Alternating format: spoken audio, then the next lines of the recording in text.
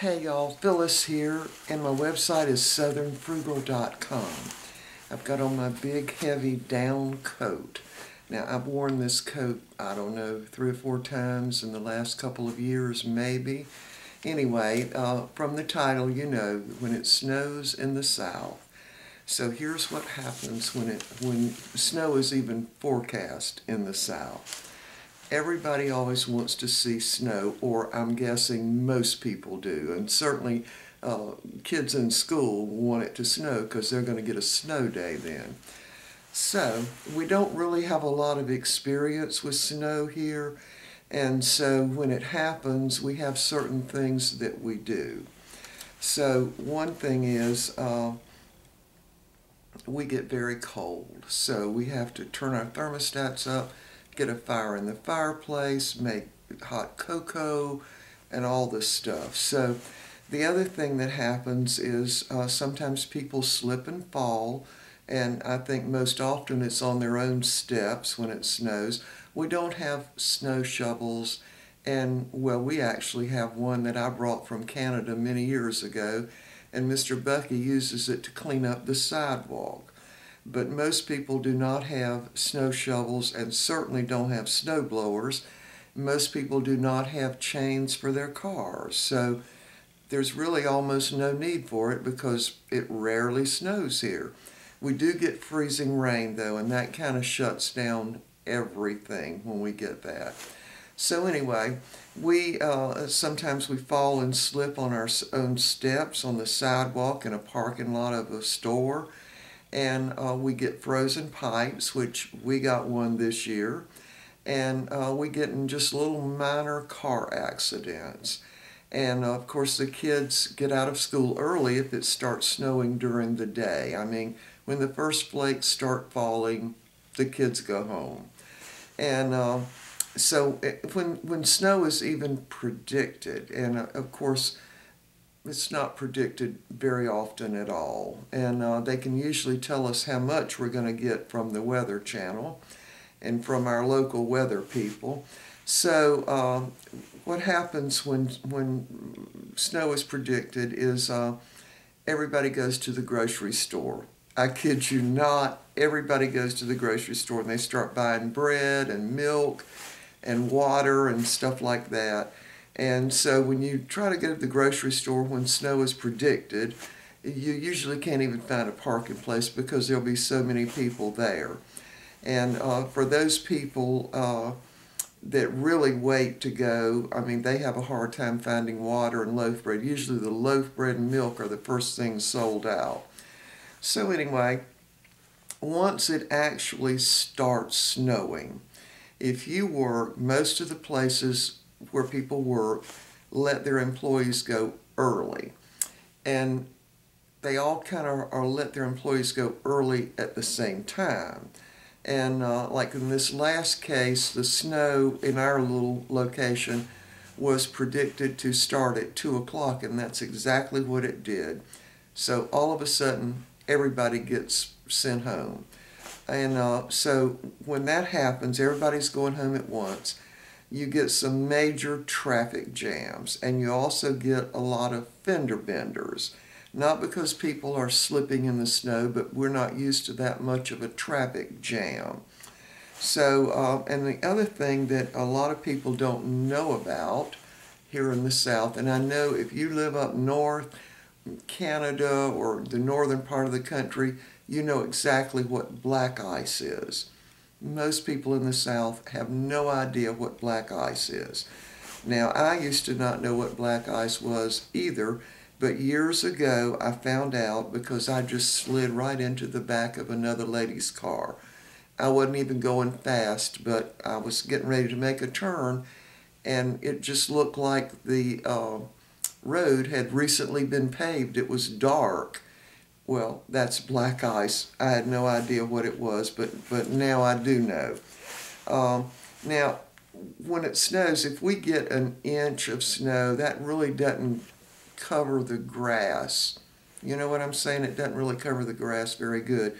But if we get 2 inches, it does, and 3 inches is even better. And when that happens, unless the snow is super dry, a lot of people go out and build snowmen. And when they do that, of course, rolling the bundles of snow up to make the snowman. And I'm just sad to tell you that most of the snowmen in the South are dirty.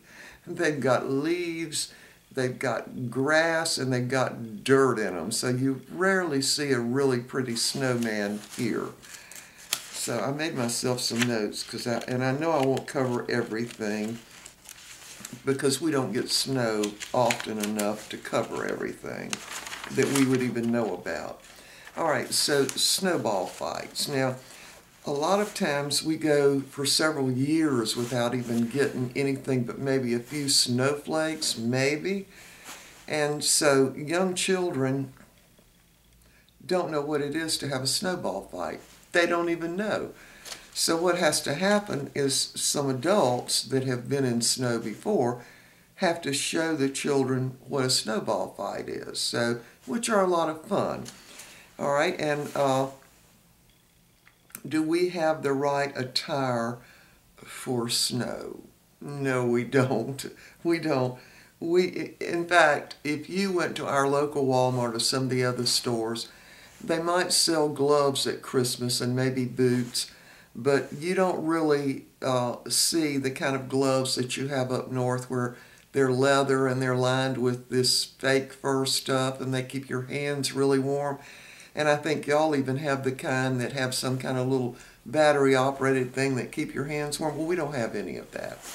And in fact, most people don't even have gloves. We never need them, right?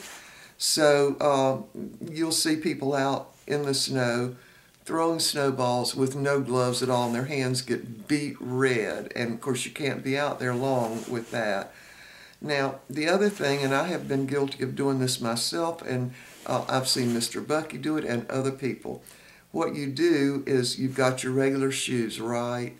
And of course, they're going to get wet if you're out in the snow any length of time. So what you do is put plastic bags over your feet and like tape them around your ankle. I kid you not, that's what we do. And if you don't have gloves, you get a pair of old socks and put them on and they act like mittens. That's what you do. So the other thing is that we are just not used to the snow.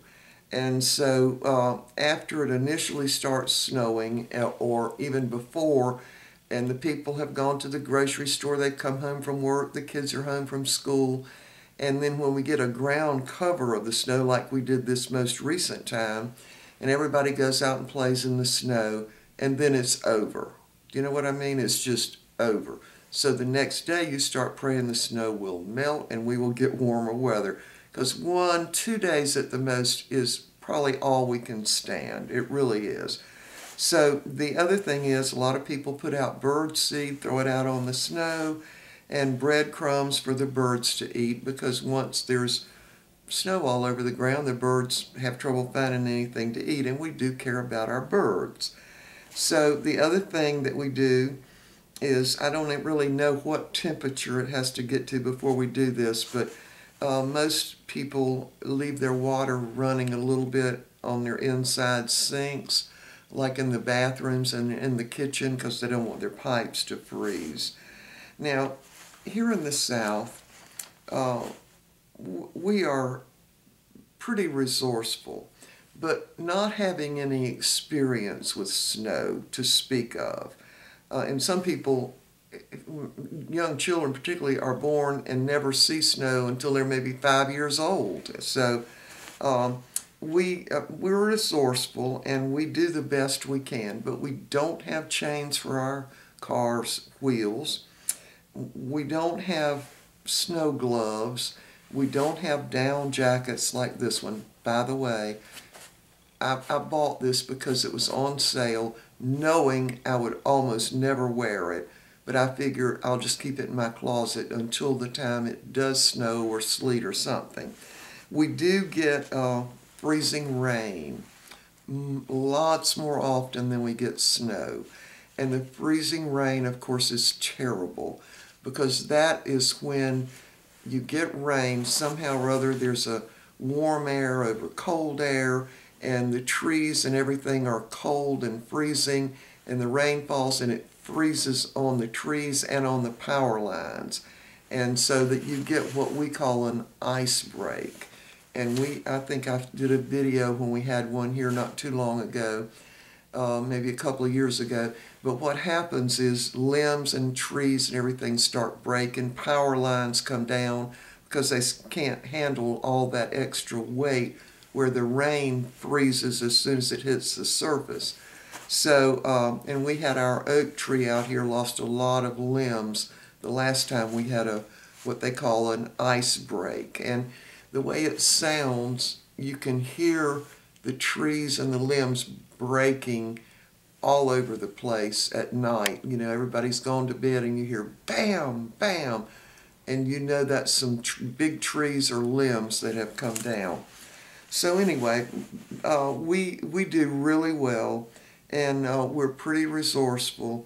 So what we do is we stay inside after the initial going out playing in the snow a little bit. Then pretty much everybody stays inside, gets a fire going in the fireplace. We make some hot cocoa, and of course a lot of people make snow cream at that time. And what we do is just hope and pray our cable doesn't go out, because we want to watch TV. And usually in snow our electricity never goes out, but when we have an ice break, most always the power will go out, which is terrible. So that's about it. I just wanted to talk about that a little bit on a video, because I know that many of y'all that watch my videos live up north, and you probably get real tickled at people in the South and the way we react to snow. And I don't think we put salt on the roads, not to my knowledge we don't, but we do put sand on the roads. So the day before the snow was predicted, I had to run down to the convenience store, and two humongous trucks with those big snow plows pulled in also, I don't know what, to get some coffee or something, I guess. They were headed to Charleston and, of course, to Interstate 95, because I think they like to keep those main roads open. But I don't recall ever seeing a snowplow here. Now, when we do get an ice break, they put sand on the roads. I don't ever recall any salt. But the ice breaks are really dangerous. People rarely get out and drive on the roads because they will just be one solid sheet of ice. All right, that's it. I hope y'all get a kick out of this, because we really don't know how to act when it snows. We don't, because we get it so seldom. So this year a lot of the South got snow, which is really something. I think they might have even gotten a little bit of snow in northern Florida this year, which is pretty amazing. Anyway, that's it. I hope y'all enjoyed hearing about all that, and if you have comments, please leave them below, because I know y'all are going to have some comments, because I'm sure there are many things that I forgot about in describing how it is when it snows in the South. All right, we will see y'all next time. Bye for now.